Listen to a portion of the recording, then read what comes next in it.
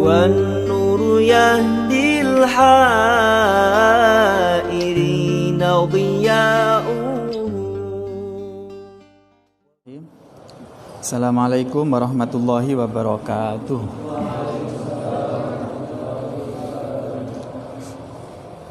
Alhamdulillahirabbil alamin wa bihi nasta'in wa ala umuri dunya waddin. Wassalatu wassalamu ala asyrofil anbiya mursalin wa ala alihi wa sahbihi ajmain, amma ba'du. Fala haula wala quwata illa billah. La hadratin Nabi Muhammadin sallallahu alaihi wasallam wa ala ashabihi dan syekhina masyaykhim husna hadirin muallifi hadzal kitab. Qaddasallahu syirrahum wa nawwadha ruhahum wa ya'li darajatihim ma'adil mubarakatihim sya'unin lailana wa lahumul fatihah. A'udzu billahi minasyaitonir rajim. Bismillahirrahmanirrahim. Alhamdulillahi rabbil alamin arrahmanir rahim maliki yaumiddin. Iyyaka na'budu wa iyyaka nasta'in. Ihdinas siratal mustaqim. Siratal ladzina an'amta 'alaihim ghairil maghdubi 'alaihim waladdallin. Amin. Bismillahirrahmanirrahim. Qala al-mu'allifu rahimallahu ta'ala wa nafa'ana bihi wa bi 'ulumihi fid dharain. Amin. Bismillahirrahmanirrahim. Wan nadhru huwal fikru fi halil mandhuri fi. Ya. Mengulangi sejenak bahwa kemarin terakhir kita membahas tentang ilmu. Ilmu itu ada dua, ada ilmu doruri, ilmu yang mesti siapapun itu ngerti.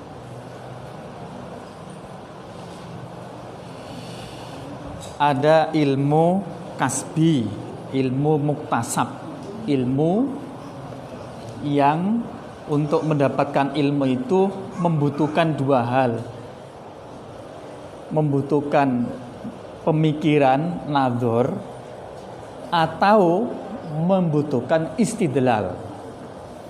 Jadi ilmu ada dua, ilmu doruri, ilmu yang mendapatkannya itu tanpa mikir.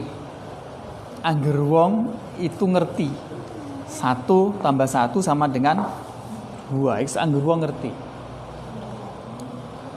Nah, ilmu yang sumber pengetahuannya itu dari panca indera, penglihatan, oh ini hitam, oh ini kuning, oh ini putih. Nah, ilmu seperti itu doruri, karena nggak bisa ditolak. Semua orang mesti bisa menerima, oh itu putih, bisa menerima. Nah, itu namanya doruri. Dikatakan doruri karena orangnya ini terpaksa menerima, nggak bisa dibohongi lagi. Doruri. Yang kedua disebut ilmu muktasab, ilmu yang memperolehnya itu dengan satu di antara dua hal, yaitu dengan mikir atau nadhor, dipikir mendalam baru ketemu, atau dengan istidlal, mencari dalil, dicari indikasi-indikasinya, kemudian oh ternyata ketemu. Nah, apa itu nadhor, mikir, apa itu istidlal? Ini saya lanjutkan. Bismillahirrahmanirrahim. Wan nadhru, adapun nadhor maknanya, sebetulnya kata-kata nadhor itu maknanya banyak ya. Ada yang nadhor itu maknanya begini, melihat. Kalau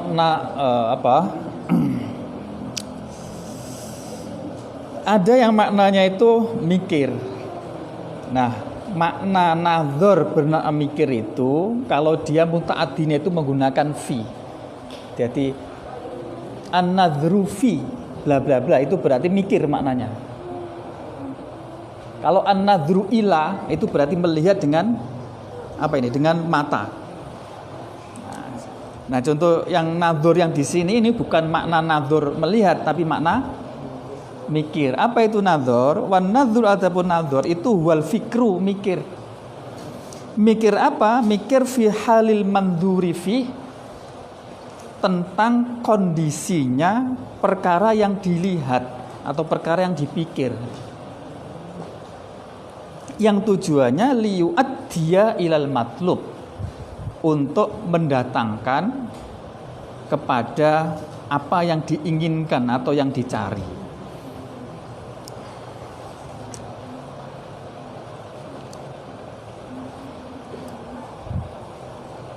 Jadi memikirkan terhadap apa yang dipikirkan untuk mendapatkan suatu kesimpulan atau mendapatkan sesuatu tujuan, sesuatu yang diinginkan. Yang diinginkan itu ada dua, yaitu keyakinan atau dugaan yang kuat. Dugaan yang kuat.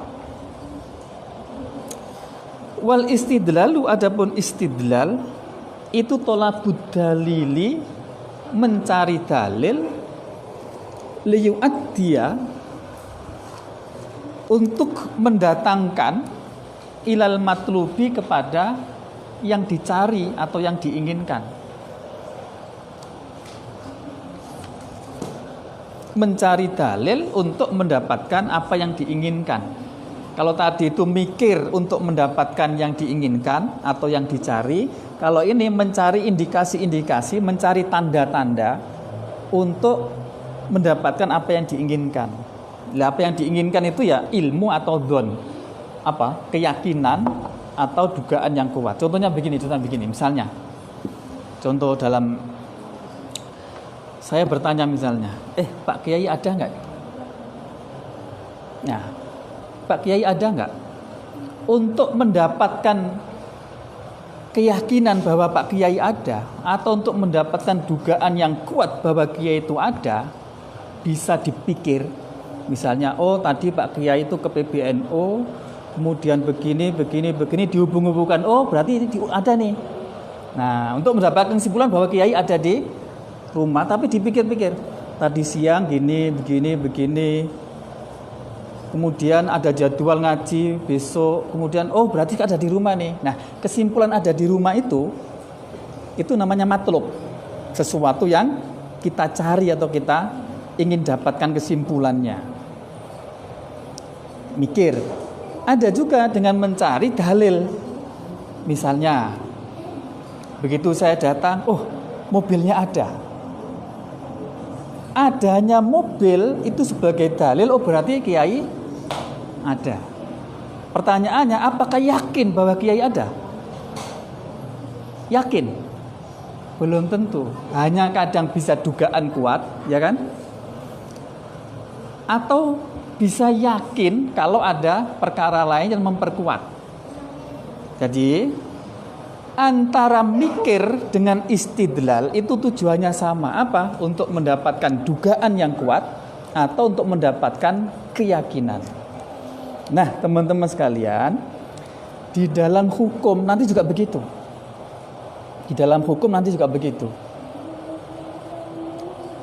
Contoh misalnya, niat dalam wudhu itu sunat apa wajib ya? Nah, kemudian dicari-cari dalil, ayat Qur'annya, hadisnya, kemudian disimpulkan wajib. Nah, nanti kira hubungannya itu nanti di sana. Nah, itu namanya nadhor atau mikir atau istidlal. Nah, karena itu famu'addin nadhori wal istilali itu wahidun. Karena itu perkara yang akan dihasilkan dari mikir atau istidlal yang didatangi atau yang akan dihasilkan itu satu. Apa? Ya tadi itu, keyakinan atau dugaan yang kuat. Baik mikir itu ya akhirnya mendapatkan ilmu atau dzon. Istidlal itu juga untuk mendapatkan matlub, yaitu berupa ilmu atau dzon. Oke. Famu'addin nadhari wal istidlali itu wahidun. Jadi perkara yang ingin akan dihasilkan dari proses mikir maupun istidlal itu satu, yaitu matlub. Sesuatu yang ingin dicari, apa? Bentuknya adalah ilmu dan dzon. Oke. Wajam'ul musannifi, adapun mengumpulkannya Kiai Musannif, Khalil. Coba dicek. Bainahuma di antara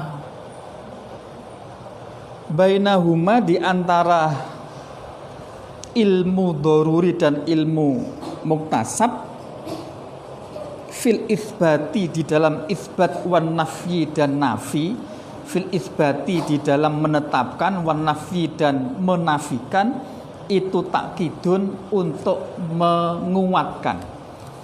Itu takkidun untuk menguatkan.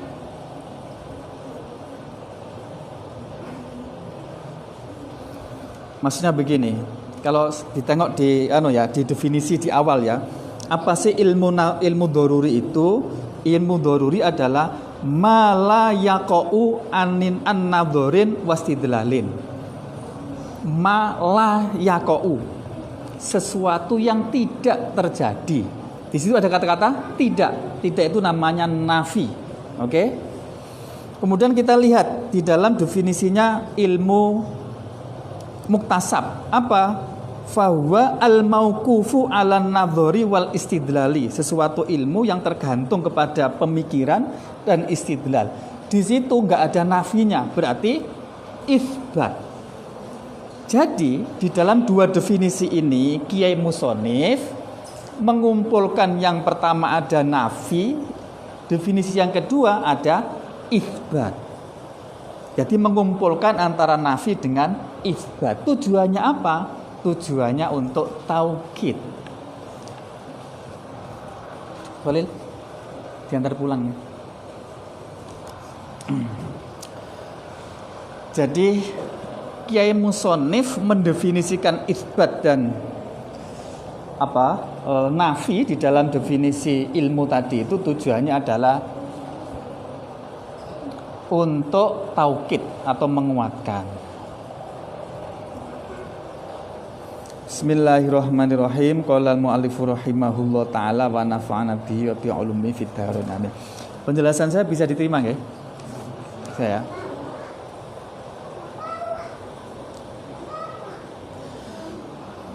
Wad dalilu, apa sekarang dalil itu apa sih dalil itu? Wad dalilu huwal mursyidu ilal matlub. Wad dalilu, adapun dalil itu huwal mursyidu, perkara yang menunjukkan ilal matlubi, kepada perkara yang dicari atau yang diinginkan. Kenapa? Li'annahu, karena sesungguhnya dalil itu alamatun, menjadi indikator, menjadi tanda alaihi, atas matlub. Jadi dalil itu sesuatu yang menunjukkan kepada yang dicari. Contohnya tadi, saya mencari ada nggak sih kiai di rumah? Oh, ada mobilnya. Oh, mobil ini menunjukkan kepada bahwa kiai ada di rumah. Nah, mobil itu dalil.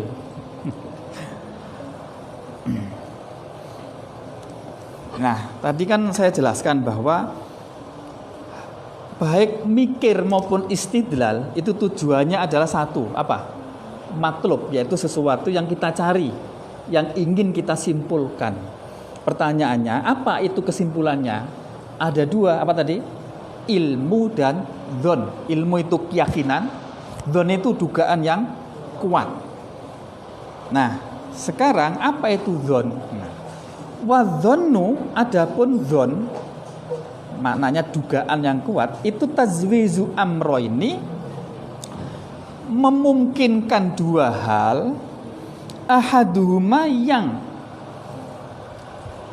adapun salah satunya amroini itu adharu, lebih jelas, minal akhori, daripada yang lain. Indal mujawwizi, menurut orang yang memungkinkan atau menurut orang yang menduga-duga. Jadi dzon itu adalah memungkinkan terjadinya dua perkara, yang satu lebih jelas daripada yang lain. Tentu lebih jelas dan tidaknya tadi itu ukurannya adalah bagi orang yang menduga. Belum ada contohnya, belum jelas. Contohnya begini.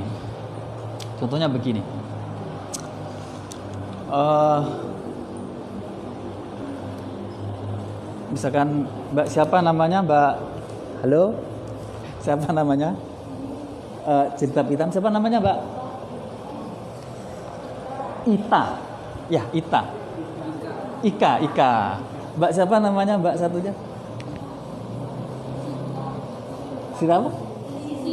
Sita Ita. Nah, saya melihat dari sini, nggak pakai kacamata, saya melihat Mbak Ita, coba Ita ya. Nah, di pikiran saya itu Ita apa siapa tadi? Sorry, itu Ika apa Sita ya? Ika apa Sita? Pikiran saya lebih cenderung itu Ika.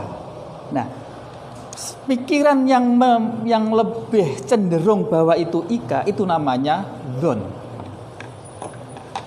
Jadi tajhizul amro ini mungkin itu Ika, mungkin juga Sita. Tapi saya cenderung lebih bahwa itu adalah Ika. Nah, kecenderungan kepada dugaan itu Ika itu namanya dzon, dugaan lebih kuat. Nah, dugaan yang lebih ringan, yang lebih rendah, yaitu bahwa itu adalah Sita, itu namanya waham. Nanti waham. Jadi itu kayak contohnya begitulah. Ini Zaid apa Umar? Saya menduga itu Zaid. Nah, itu namanya dzon. Dan menduga Umar itu namanya waham. Tajwizul amro ini ahaduhuma adharu minal akhar. Memungkinkan terhadap terjadinya atau dugaan dua hal. Yang satu ini lebih tinggi, lebih jelas daripada yang lain. Itu namanya dzon. Nah, dzon nanti dalam bahasan berikutnya, dzon dugaan yang kuat itu bisa dipakai untuk dasar penetapan hukum. Itu kaitannya nanti. Jadi, misalnya ada dalil nih, ayat nih. Hanya menduga kuat itu sudah bisa menghasilkan hukum fikih. Tidak harus yakin benernya, tidak harus. Jadi dzon di situ nanti itu hukumnya sama dengan yakin atau ilmu. Oke. Nah, ukuran tadi dugaan lebih kuat apa lebih rendah tadi diukur dari orang yang menduganya, bukan ukuran orang lain. Indal mujawizi. Nah, sekarang apa itu syak? Syak itu maknanya ragu. Wasyakku adapun syak, ragu, itu tazwizul amro ini memungkinkan dua hal. La maziyata, yang tidak ada kelebihan itu maujud li ahadihima, bagi salah satu amro ini. Li ahadihima, pada salah satu keduanya. Tazwizul amro ini sing la maziyata li ahadihima. Jadi menduga dua hal yang masing-masing ini tidak ada yang lebih, sama persis. Contohnya tadi ada orang pakaian hitam, jilbab hitam. Itu Ika apa Sita? Sama sekali nggak ada kecenderungan yang lebih, persis sama. Itu namanya syak, ragu. Jadi namanya ragu itu ya lawala, nggak kesini, nggak. Oke. Alal akhori, di atas yang lain. Jadi tidak ada yang lebih unggul. Menurut siapa? Indal mujawwizi, menurut orang yang menduganya atau orang yang memungkinkannya tadi. Nah, fataraddudu fi qiyami Zaidin wa nahwihi ala sawa syakun. Fataraddudu, maka adapun taraddud itu apa ya? Bahasa Jawanya miter-miter. Miter-miter itu sini. Ini Zaid Umar namanya taraddud. Apa bahasa Indonesianya apa?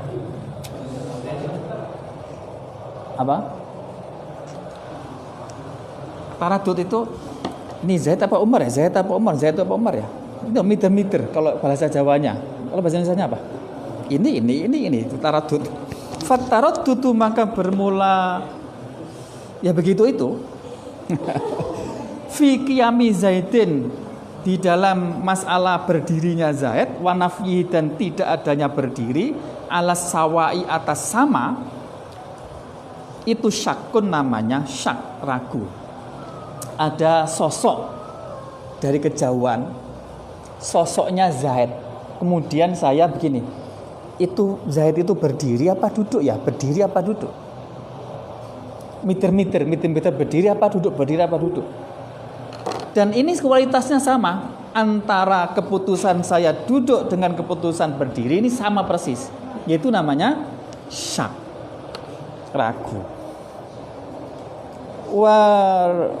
Wa ma'arujhanis subuti wal intifai itu dhonnun. Wa ma'arujhanis subuti, dan beserta unggulnya, tetapnya berdirinya Zaid, wal intifai, dan tidak adanya berdirinya Zaid, itu dhonnun, namanya dhon. Itu dhonnun, namanya dhon. Dhon itu dugaan kuat. Sama contohnya tadi, ada sosok berdiri namanya Zaid. Ada sosok namanya Zaid, tapi saya itu berdiri apa duduk? Berdiri apa duduk? Dugaan yang lebih kuat, rujuhan, itulah namanya dhon. Baik itu hukum berdiri atau tidak berdiri. Pokoknya mana aspek atau mana sisi yang dianggap unggul, itulah namanya dhon. Kalau pas namanya syak, kalau lebih rendah namanya waham. Waham itu dugaan tipis. Dugaan tipis. Titik. Bismillahirrahmanirrahim. Qala al-mu'allifu rahimallahu ta'ala wa nafa'ana bihi wa bi 'ulumihi fid dharani amin. Wa usulul fikih. Nah, ini sudah mulai membahas apa itu usul fikih. Kalau kemarin baru bahas usul itu apa, fikih itu apa, hukum-hukum macam-macamnya apa, itu bahas fikih dan seterusnya. Dan sekarang usul fikih itu apa? Wa usulul fikih, adapun usul fikih, ay allazi, maksudnya perkara, wudi'a yang dikarang, fihi, wudi'a atau yang diletakkan, maksudnya yang dikarang, fihi di dalam allazi, apa hadil warokotu, inilah kitab warokot, dalannya fikih atau jalannya fikih, metodenya fikih. Jadi usul fikih itu apa? Usul fikih adalah metode untuk mendapatkan fikih. Nah, turukul fikih maksudnya adalah jalannya atau metodenya fikih. Ala sabilil ijmali, dengan jalan ala sabilil ijmali, atas jalan global atau secara global. Ala sabilil ijmali, secara global. Jadi metode untuk mendapatkan hukum fikih secara global, dengan cara global. Kalau secara terperinci nanti disebut fikih. Contohnya begini, contohnya usul fikih itu contohnya. Kamu telakil amri wan nahyi wa fi'lin nabi sallallahu alaihi wasallam wal ijma'il qiyas wa isi akhirih.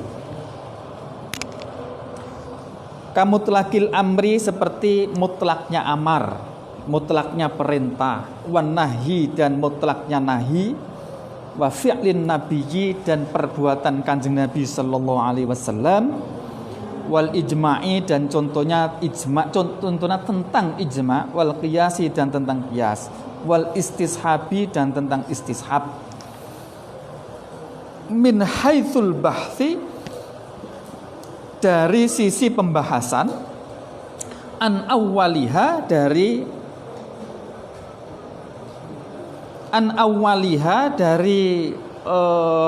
awalnya contoh-contoh tadi itu, bi annahu, bahwasanya sesungguhnya amr itu lil wujubi menunjukkan kepada kewajiban.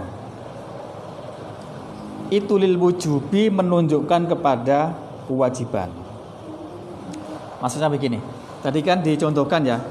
Jadi apa itu usul fikih? Usul fikih adalah jalan untuk mendapatkan fikih. Contohnya apa? Contohnya misalkan mutlaknya amar, mutlaknya nahi, perbuatan-perbuatan kanjeng Nabi dan seterusnya. Nah, yang dimaksud contoh mutlaknya amar itu adalah bi anna lil wujub.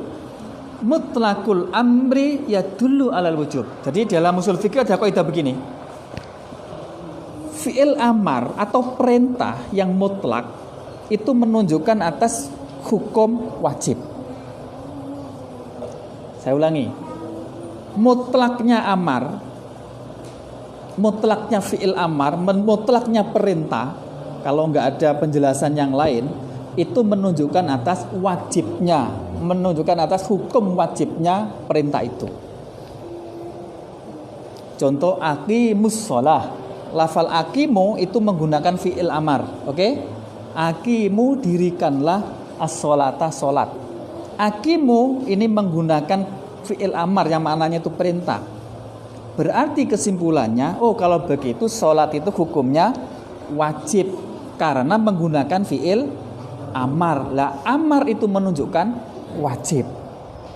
Nah, pembahasan seperti ini loh yang usul fikih itu.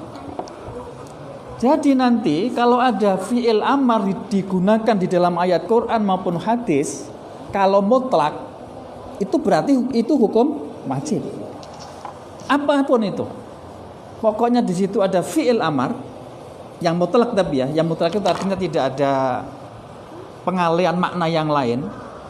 Pokoknya mutlak itu menunjukkan hukum wajib. Contoh lagi misalnya apalagi jadi nantilah contoh di pembahasan berikutnya insya Allah. Jadi prinsipnya bahwa usul fikih itu mempelajari tentang jalannya fikih secara global. Yang dimaksud global itu tadi itu semua fi'il amar yang mutlak maka menunjukkan wajib. Tidak peduli fi'il amar apa saja itu. Nah, itu kan umum itu global. Contohnya aqimus shalah wa atuz zakah, apalagi kutiba alaikumusiyam diwajibkan dan seterusnya. Sebaliknya juga wasani adapun yang kedua itu maksudnya adalah nahi. Wasani adapun yang kedua itu bi annahu sesungguhnya asani itu lil hurmati menunjukkan makna haram. Menunjukkan makna haram. Jadi kalau ada fi'il amar, kalau ada fi'il nahi, fi'il yang menunjukkan makna larangan di dalam Quran secara mutlak. Secara mutlak itu artinya tadi tidak ada makna lain yang mempengaruhi, jadi secara itlak itu berarti menunjukkan hukum haram. Apapun itu, umum tadi namanya umum tadi itu global tadi maknanya ala sabilil ijmal. Berbeda dengan fikih. Kalau fikih itu, jadi kalau usul fikih tadi kan global. Kalau usul fikih itu global, kalau fikih itu sudah terperinci, dalilnya itu terperinci. Contoh aqimus shalah menunjuk bahwa aqimus shalah itu adalah dalil dari wajibnya sholat. Ayat aqimus shalah menunjukkan dalil sholat itu fikih. Tapi fi'il amarnya menunjukkan wajib itu usul fikih. Paham gak ini ya? Halo? Itu yang dimaksud dengan kata-kata ijmal dan tafsil. Nanti ada tafsil.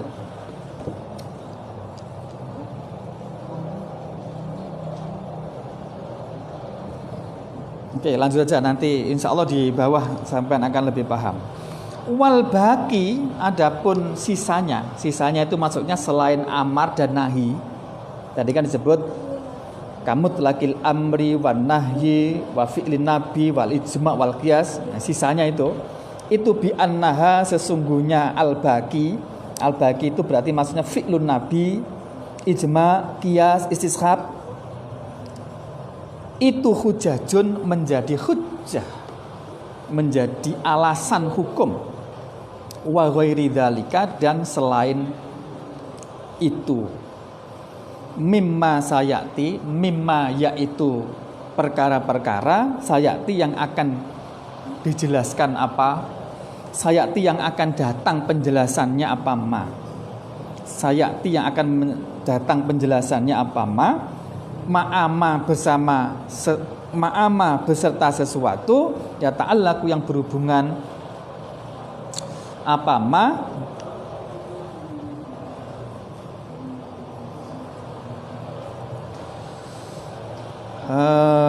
astagfirullah, bismillah. Mana tadi? Wasani bi'anna hurma bagi bi'anna hujajun bahuru dzalika mimma ya'ti ma'ama ta'alu bihi. Ma'ama bersamaan apa saja ta'alaku yang berhubungan apa ma bihi dengan apa bihi ini?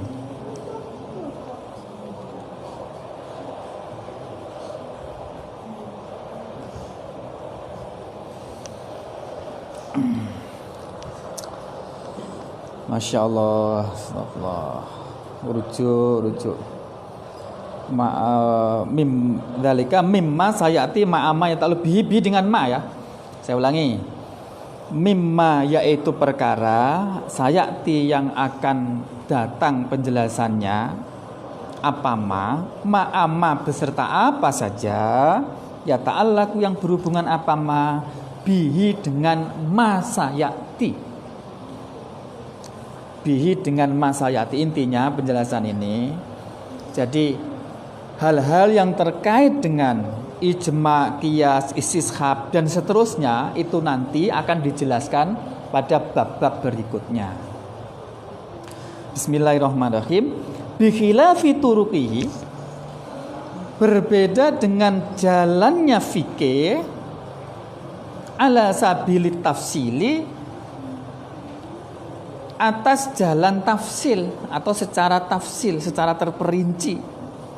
Nahwu aqimus sholah, seperti seperti ayat aqimus sholah, wala taqrabuz zina, dan ayat wala taqrabuz zina, wala taqrabuz zina, dan ayat wala taqrabuz zina.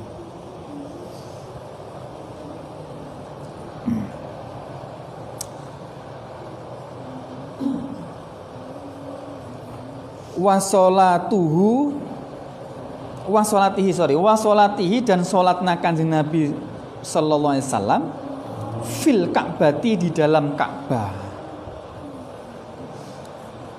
kama sebagaimana penjelasan akhroja yang mengeluarkan, yang menjelaskan hu akan ma siapa asy-Syaikhoni Imam Al-Bukhari wa Muslim. Jadi kalau ada lafal asy-Syaikhoni disebut di dalam bab hadis, itu berarti yang dimaksud adalah Imam Al-Bukhari dan Imam Muslim. Kalau disebut asy-Syaikhoni di dalam fikih, itu yang dimaksud adalah siapa? Imam An-Nawawi dan Imam Ar-Rafi'i. Jadi beda-beda konteks. Nah, karena ini tadi menjelaskan tentang hadis berupa wasolatuhu sallallahu alaihi wasallam fil Ka'bah, hadis, maka yang dimaksud Syaikhoni di sini adalah Imam Al-Bukhari dan Muslim. Pakai al ya, Imam Al-Bukhari. Alnya menunjukkan mana al-ghalabah namanya kalau dalam nahwu. Kalau nggak ada alnya itu Imam Bukhari ini. Jadi kalau ada alnya itu berarti yes Imam Bukhari yang terkenal itu gitu. Kalau nggak ada alnya berarti semua imam nggak terkenal itu gitu.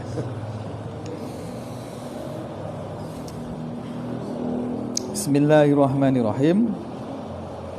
Wal ijma kam akhrajajakhani.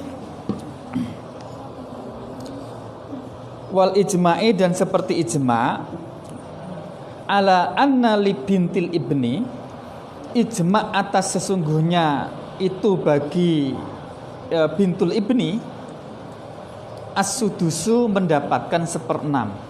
Bintul ibni itu anaknya, anak perempuannya, anak laki-laki dalam waris itu mendapatkan 1/6 apabila dia bersamaan dengan anak perempuan kandung. Jadi cucu perempuan dari anak laki-laki itu, kalau ada anak perempuan kandung, maka cucu ini mendapatkan berapa tadi? As-sudus, 1/6. Nah, itu ijma. Ma'a bintil sulbi bersama dengan anak perempuan kandung, haitsula mu'assiba, sekiranya tidak ada yang mengasobahkan itu maujud, lahuma kepada bintul ibni dan bintus sulb. Itu. Waqiyasil burri, dan contohnya seperti mengiaskan burri alal aruzi, atas arus. Arus itu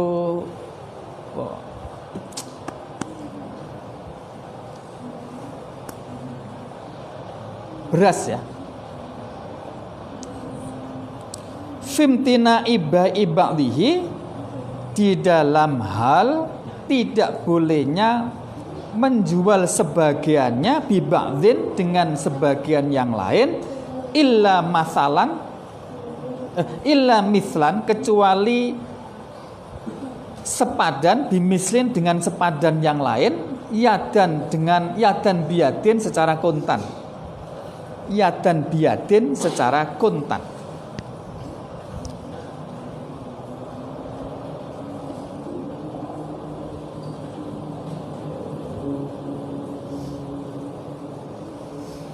Jadi seperti contohnya lagi mengiaskan gandum dengan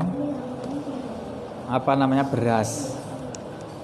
Ini kalau menjual sesamanya itu satu harus mislu, harus ukurannya harus sama dengan ukurannya itu dengan takaran, maksudnya ditakar, dan itu harus dibayar secara kontan, nggak boleh.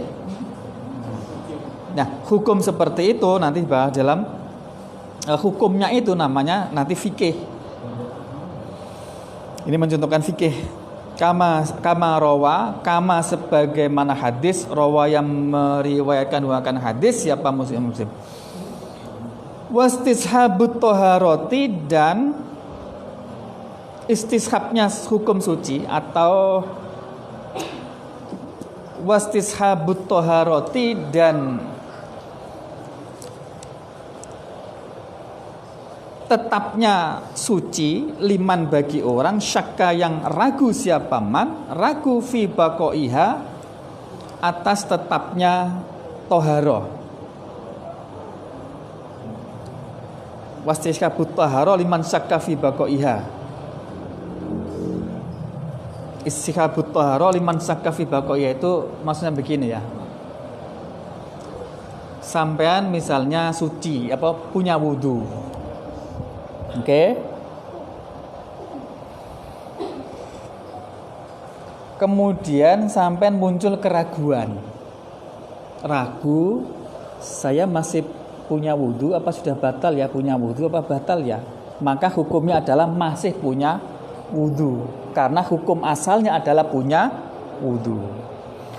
Jadi hukum punya wudu yang asal itu kemudian ada keraguan. Keraguan ini tidak bisa menghilangkan hukum asalnya, sehingga hukum asal ini tetap berlaku terus. Itu namanya istishab.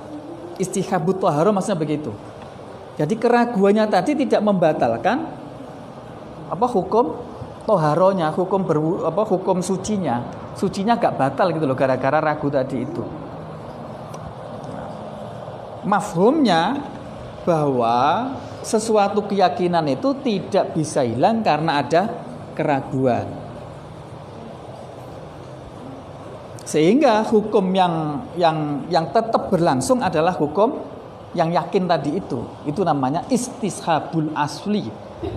Istishabut toharoh. Jadi asalnya suci, kemudian muncul keraguan, saya masih punya wudu apa enggak punya wudu, enggak ya? Berarti hukumnya ya kembali ke asal. Jadi asal ini sehingga terus berlangsung hukumnya sampai sekarang. Nah itu namanya istishabul toharoh. Hukum sucinya itu berlangsung terus, tidak hilang karena ada keraguan. wastiskabut tahara liman syakka fi baqaiha falaisat min usulil fikih, maka bahasan itu tidak termasuk usul fikih. Kenapa? Karena dalilnya itu terperinci, dalilnya itu jelas. Ini dalilnya ini dalilnya ini. Berbeda dengan usul fikih. Kalau usul fikih dalilnya umum. Umum bagaimana maksudnya? Contohnya tadi itu, semua fi'il amar yang mutlak maka menunjukkan wajib. Fi'il amar yang mana? Just fi'il amar apapun. Nah, itu namanya umum. Jadi membahas bahwa fi'il amar menunjukkan wajib itu bahasan usul fikih. Tapi kalau sudah bicara ayatnya, maka sudah bahasannya fikih. Paham nggak ini? Jadi ada ayat aqimus sholah, aqimu fi'il amar, oh berarti sholat ini adalah wajib karena aqimu menggunakan fi'il amar. Itu namanya usul fikih, bahasan usul fikih. Tapi kalau ditanya dalilnya bahwa sholat itu wajib mana? Ya aqimus sholah. Aqimus sholah ini, ayat ini menunjukkan sholat itu wajib. Itu bahasan fikih. Karena dalilnya sudah tertentu. Kalau usul fikih tadi itu umum. Umum artinya fi'il amar. Mana fi'ilnya? Mana saja. Umum. Bisa bedakan ini ya? Bisa bedakan nggih?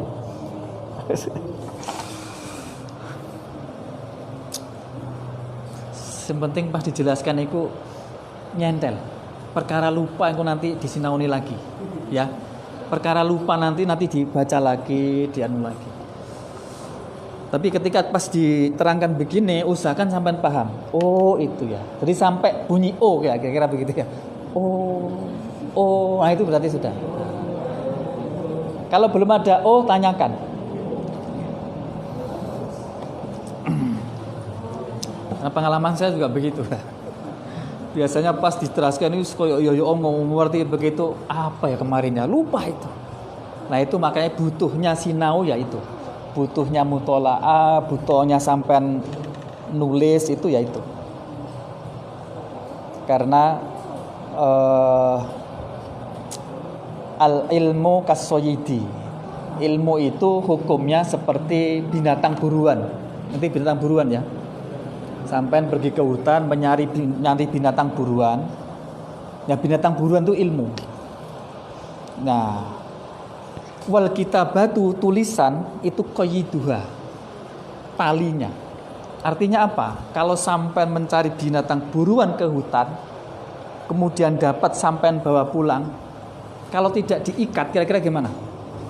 Lepas enggak? Lepas. Ilmu juga begitu. Sampean datang ke sini ini sedang memburu ilmu. Kalau enggak sampean catat, enggak sampean tulis penjelasannya, maknanya, itu nanti hilang itu ilmunya tadi itu, lupa. Nah, ibaratnya kayak binatang buruan tadi itu. Maka catatan itu menjadi penting. Karena kita manusia memang sifatnya lupa. Kemana ilmu barang-barang si mikir begini ini biasanya gampang lupa. Bismillahirrahmanirrahim.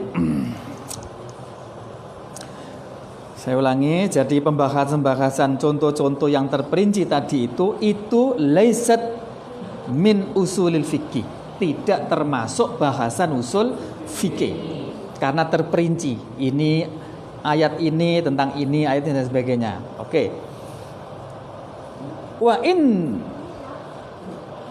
Wa in dzukira, apabila disebutkan apa ba'duha sebagian masalah-masalah tadi, contoh-contoh tadi fi kutubi di dalam kitab usul fikih,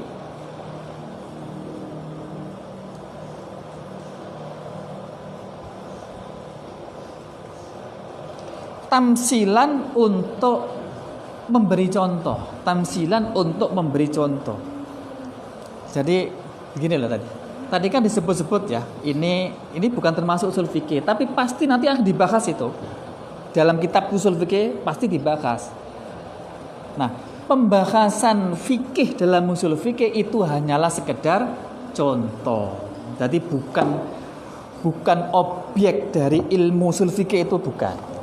Itu hanyalah mendatangkan contoh karena sulit sekali memisahkan antara fikih dengan usul fikih. Bismillahirrahmanirrahim. Apa ini?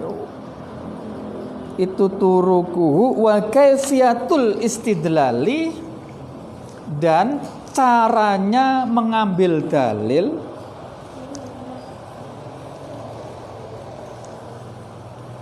wa kaifiyatul istidlali, dan cara istidlal,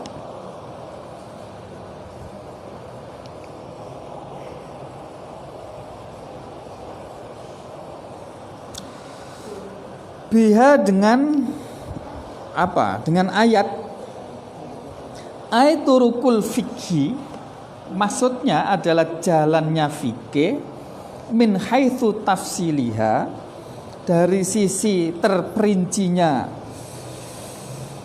dalil, inda ta'arudiha, apabila bertentangannya dalil, likauniha, karena adanya dalil itu dzanniyatun, atau ayat ya, itu dzanniyatun, sebangsa dugaan kuat, min taqdimil khosi, misalnya berupa mendahulukan khos, mendahulukan hal yang khusus, ayat-ayat yang khos, alal ami, mengakhirkan ayat yang umum, wal muqayyadi, dan mendahulukan ayat yang muqayyad, alal mutlaqi, atas lafadz yang mutlak atau ayat yang mutlak, wa ghairi dzalika, dan selainnya itu, wa ghairi dzalika, dan selainnya itu. Ini masih bahas tadi ya, bahwa usul fikih itu adalah jalannya untuk mendapatkan fikih. Terus ini tambahannya ini, wa kaifiyatil istidlali, dan cara untuk mengambil dalil.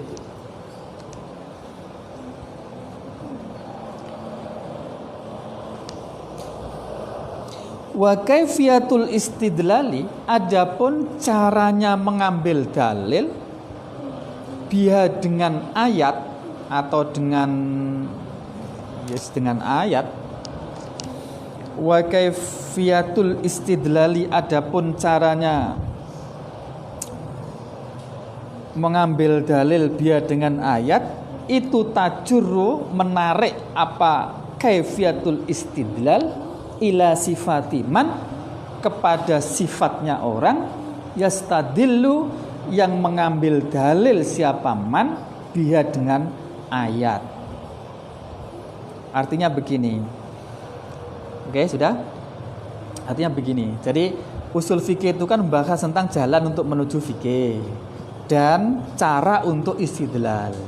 Lah, bicara tentang cara untuk istidlal itu otomatis menarik untuk membahas tentang persyaratan orang yang mengambil dalil itu. Siapa? Ya mujtahid. Jadi karena itulah dalam usul fikih itu nanti dijelaskan apa sih persyaratan orang yang diperbolehkan untuk mengambil dalil dari Al-Quran atau hadis. Jadi nggak sembarang orang.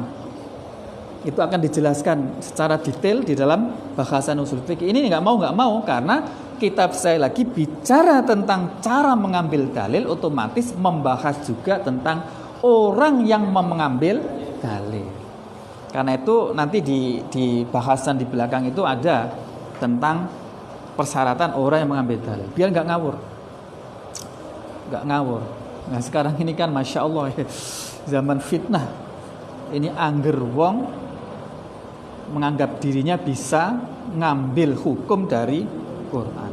Bahaya sekali. Contoh misalnya orang nggak ngerti ilmu asbabun nuzul, kemudian maknani Quran, yang ngawur. Ada ayat Wadduha fa'in dolam fahada. Gimana? Surat Ad-Duha. Fawajadaka. Gimana? wadduha wal laili idza saja ma wa'adaka rabbuka wa ma qala walal akhiratu khairul laka min al-ula wala sawfa yu'tika rabbuka fatarda alam yajidka yatiman fa'awa wa wajadaka dhallam fahada wa wajada dan mendapatkan siapa Allah ka kepadamu Muhammad dolan dalam keadaan tersesat fahada kemudian Allah menunjukkan. Ini kalau nggak tahu asbabun nuzulnya bisa dimaknani, oh Kanjeng Nabi berarti sempat jadi orang sesat ya. Halo? Ya enggak? Oh Kanjeng Nabi itu pernah menjadi orang yang tersesat. Kemudian dibeneri Kanjeng Nabi. Kalau nggak ngerti, padahal menganggap Kanjeng Nabi sesat itu bisa jadi itu menjadi orang kufur murtad. Halo? Ini bahayanya kan. Bisa jadi menyebabkan menjadi kufur, menjadi murtad, menganggap Kanjeng Nabi sesat.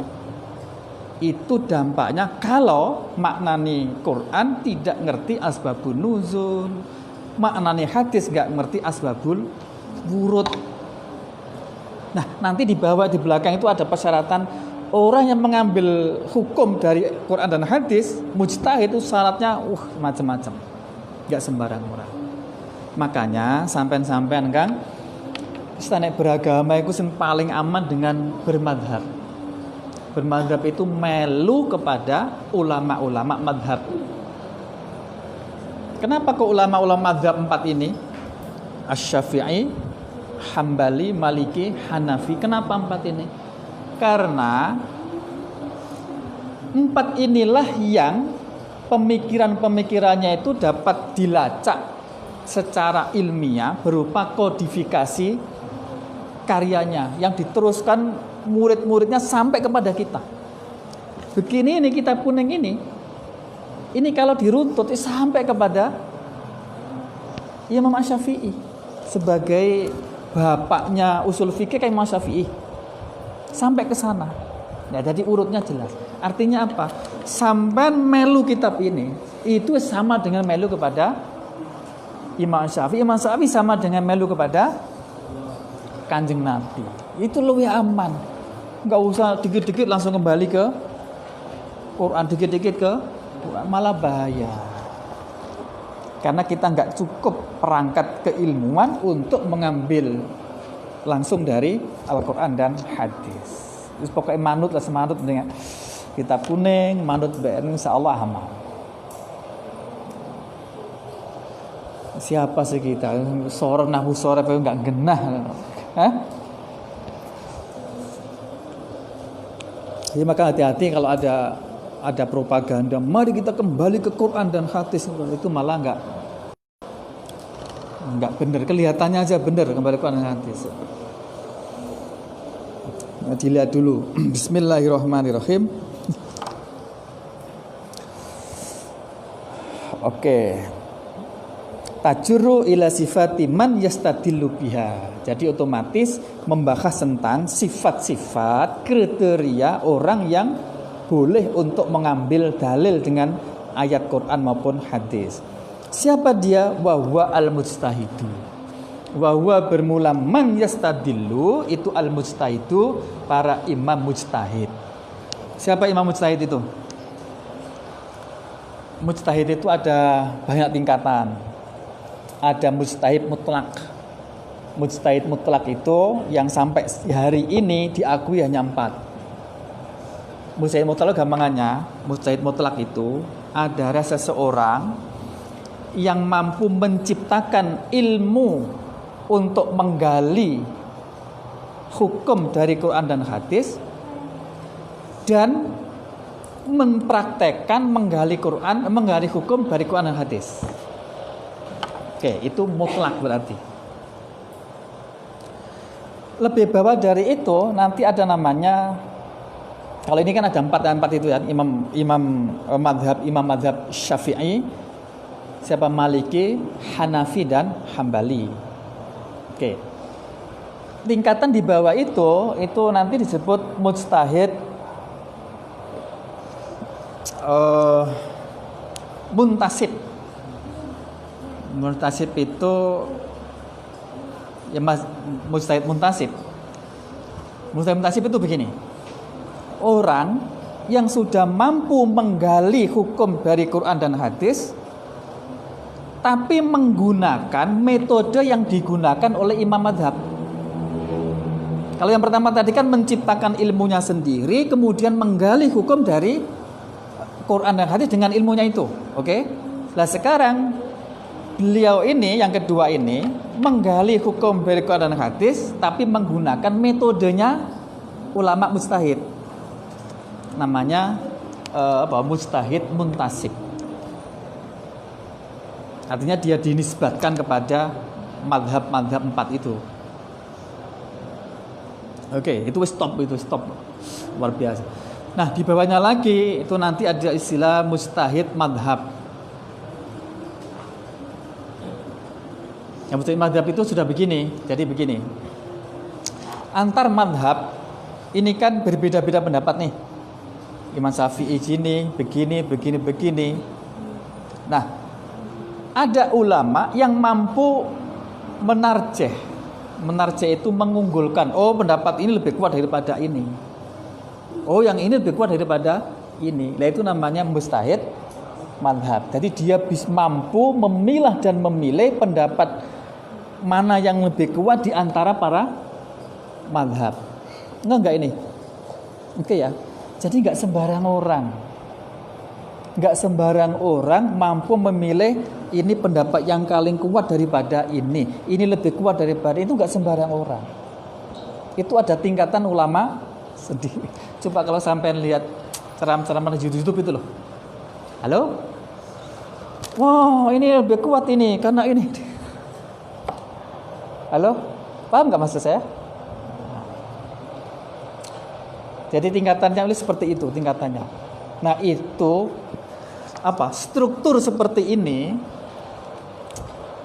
ya dimiliki oleh orang NU.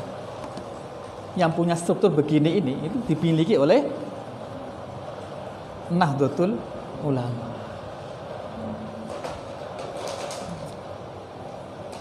Nanti saya rekomendasikan sampean semua membaca keputusan Munas Alim Ulama tahun 91 atau 94 di Lampung.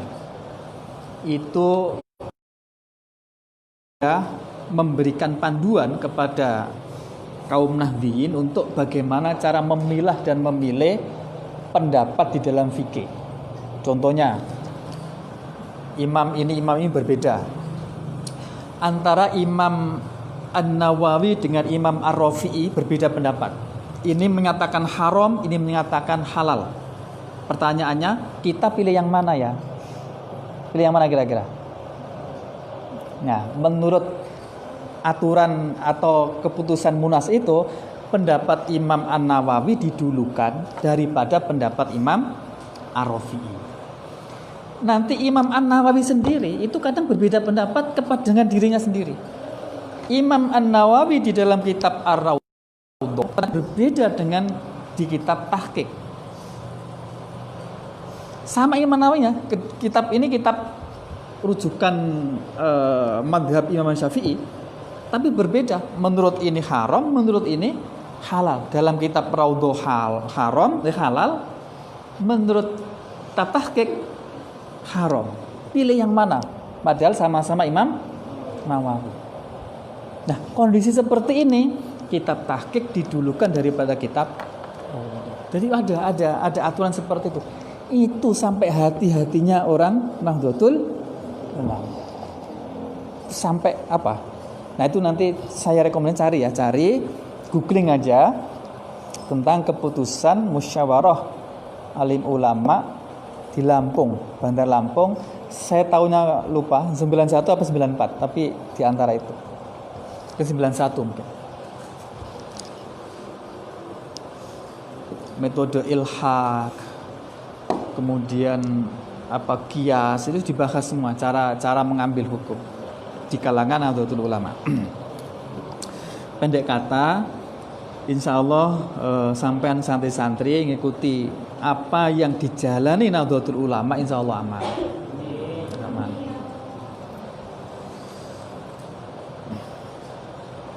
Oke. Bismillahirrahmanirrahim. Fahadhi salah satu, maka bermula inilah perkara tiga. Tiga itu apa tadi ya? Turukul fikhi, kaifiyatul istidlal, terus apa lagi? Sifatu man yastadilu.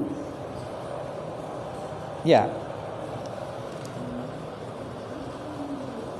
Itu hiyal fannu, adalah fan al-musamma yang disebut bi usulil fikhi dengan nama usul fikih. Jadi ilmu yang membahas tiga hal tadi itu disebut ilmu usul fikih. Apa? Turukul fikih dengan dalil yang ijmal. Yang kedua, kaifiyatul istidlal, cara mengambil dalil. Terus sifatu man yastadillu biha, kriteria orang yang diperbolehkan untuk istidlal.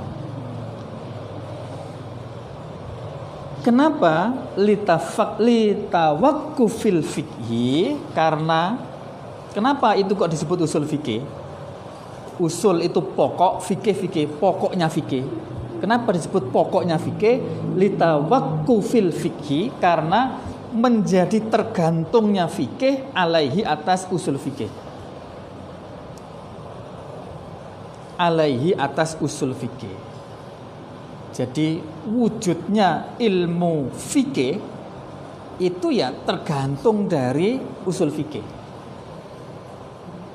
Jadi hukum yang ada di kitab-kitab besar itu cara mengeluarkannya yang menggunakan ilmu usul fikih ini. Tapi begini, ini saya ingatkan teman-teman ya, sampai belajar usul fikih ini tidak berarti kemudian sampean boleh beristihad. Mentang-mentang sudah belajar usul fikih, wah ini fi'il amar ini, ini berarti wajib. Ya enggak begitu. Karena nanti ada terkait dengan man yastadilu biha tadi, ada persyaratan khusus. Setidaknya kalau kita belajar usul fikih seperti ini, itu memahami bagaimana cara berfikirnya para ulama-ulama sehingga kita itu mantap untuk bisa menerima kebenaran. Itu keuntungannya. Nah, nanti kalau sampai ikuti dengan belajar usul fikih ini, menghadapi masalah apa saja itu bisa dinalar gitu. Oh, gini nih. Oh, ini cara usul fikih. Oh, berarti begini nih. Nah, gitu bisa. Oh, itu kok begini ya? Oh, kalau begitu ilmu-ilmu seperti itu nanti sampai dapat keterampilan seperti itu, berpikir seperti itu, nanti akan sampai dapatkan kalau sampai memahami bagaimana cara berpikirnya usul fikih ini. Terus pokok intinya kalau sampai belajar ini sekeren lah. Terus mahasiswa pulang kampung, pernah belajar usul fikih, stop muka. Oke, wa abwabu usulil fikih aksamun. Insyaallah dilanjut. Bab berikutnya nanti kita menjelaskan tentang bab-babnya usul fikih apa wae. Apa sing dibahas? Nah, kira-kira itu. Ada pertanyaan? Mungkin silakan.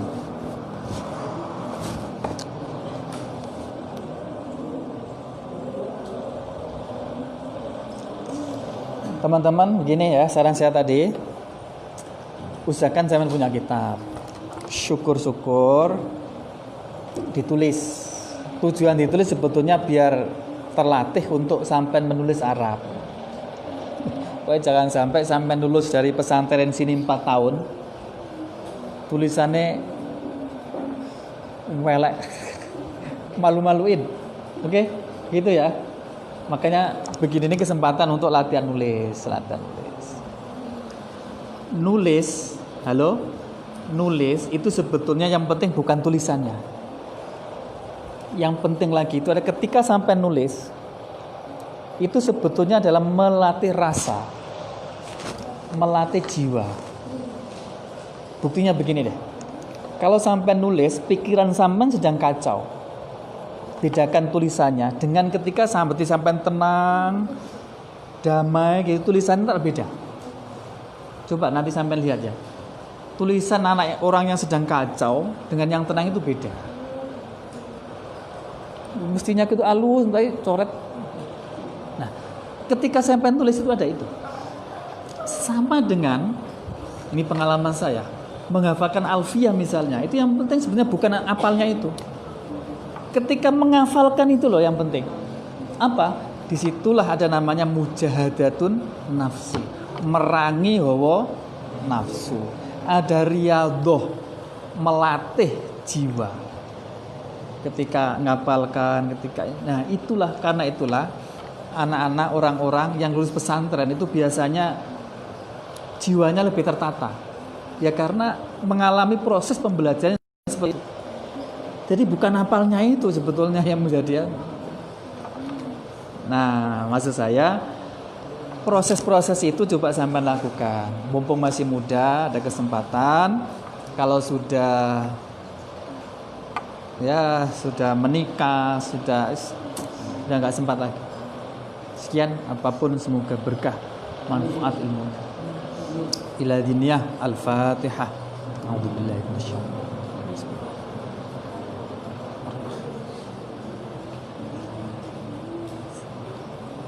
Ghairil maghdubi 'alaihim waladdallin.